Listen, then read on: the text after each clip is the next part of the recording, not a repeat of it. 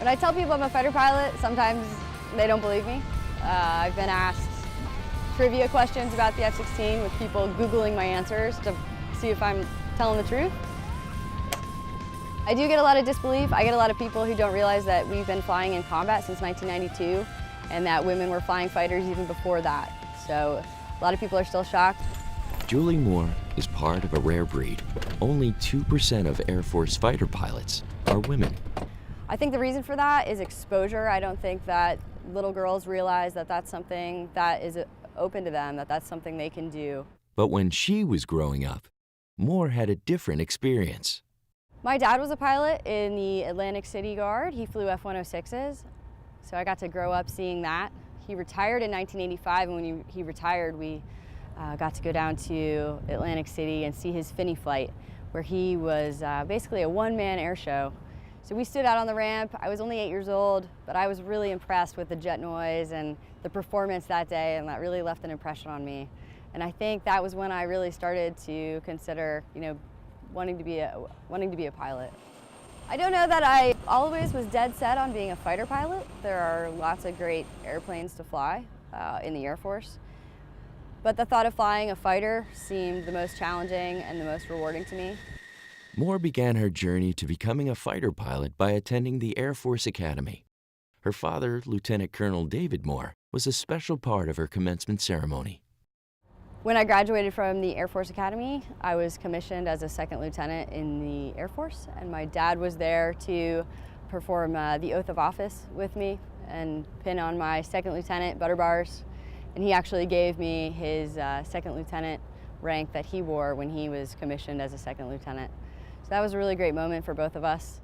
During her pilot training, Moore says her gender wasn't an issue, though she did face challenges. There's some pressure as a girl, as a woman.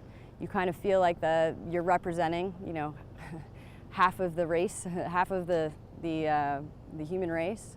So you have some pressure in feeling like, if you mess up, it's because you're a girl, or if you do well, it's because you're a girl. It's really just all in your head.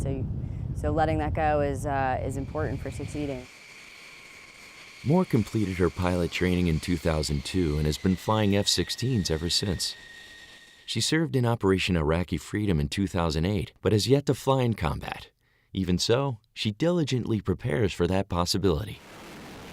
When fighter pilots aren't in combat, we're training to be in combat. So every day that we go out and fly, we have that mentality of how are we going to prepare for combat. And we put ourselves in that mindset in the hopes that we'll fight like we train. That's what we signed up to do. It's our job to make sure we're prepared to do it. Major Moore currently flies as a member of a reserve squadron based in Homestead, Florida. Flying a F-16 is a thrill. It's a bit like riding a roller coaster, I suppose. The acceleration is great. The relative speed, flying low to the ground, is fun. Fighting, dog fighting, pulling a lot of G's, going fast, and max performing the airplane is just a thrill, and it's an awesome job, and I love it.